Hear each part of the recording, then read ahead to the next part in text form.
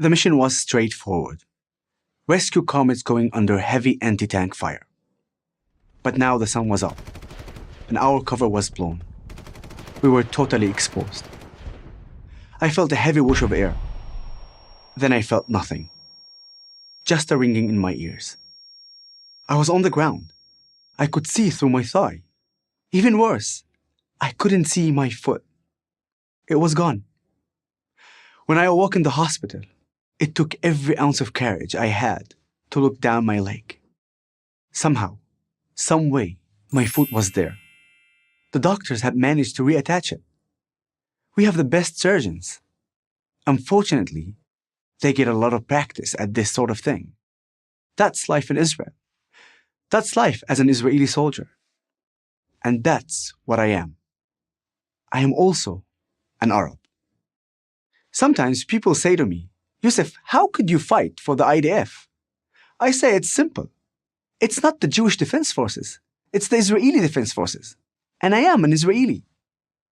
Are you surprised? If so, I don't blame you. You probably get your news about Israel from, well, the media. They amplify extremists and sell conflicts because conflict sells. Conciliation doesn't. Stereotypes make for simple stories. Too simple. So let's examine some. Let's take the simplest, that there are Israelis and that there are Palestinians, and that each side defines itself against the other. Turns out the fundamental division is false.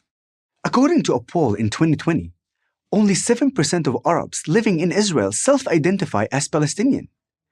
By contrast, 74% consider themselves either Israeli Arab or just plain Israeli.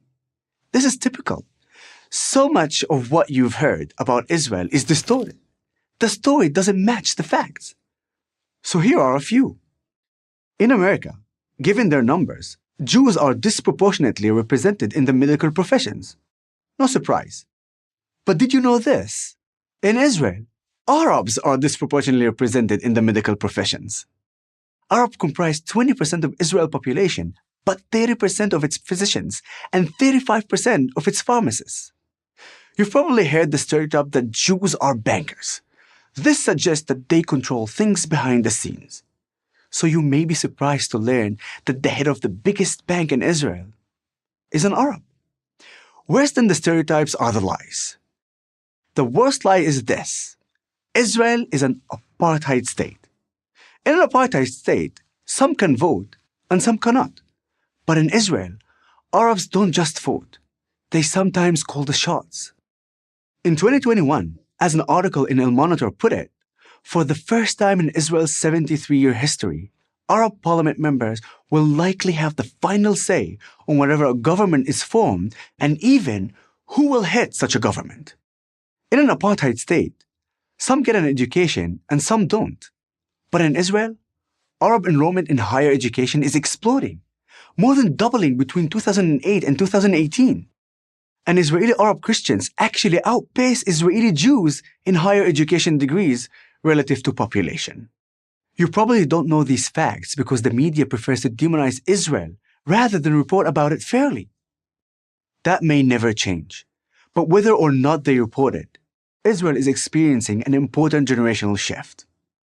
Our parents' and grandparents' generations witnessed major wars in 1948, 1967, and 1973. My generation and the generation after me haven't seen such conflicts, but we have all grown up under the shadow of terrorist violence, from suicide bombers to Hamas rocket attacks. And terrorists don't discriminate between Jews and Arabs. When you come face to face with this reality, when you have face-to-face conversations, you realize that everyone within the borders of Israel confronts the same threats. And then you can begin to understand that the real story isn't two groups, Jews and Arabs, locked in an eternal conflict, but two parts of a nation coming together in a process I call Israelization. A silent but ever-growing majority of citizens simply want to live in peace with their neighbors, the ones across the street and the ones on the other side of national borders. Like I said, extremist voices get amplified. The media likes it that way. It generates clicks, sells papers, and boosts TV ratings. Unfortunately, stories of good people living and working side by side without strife don't do any of those things. But that doesn't make those stories less true, or those people any less real. The real peace process happens one person at a time. With each passing year, I see that process expanding. It won't be smooth because nothing in this part of the world goes smoothly. But no one is going to stop it. Just like no one is going to stop me from defending my country, Israel. I'm Yoseph Haddad, founder of Together Vouch for Each Other for PragerU University. Thank you for watching this video. To keep PragerU videos free, please consider making a tax-deductible donation.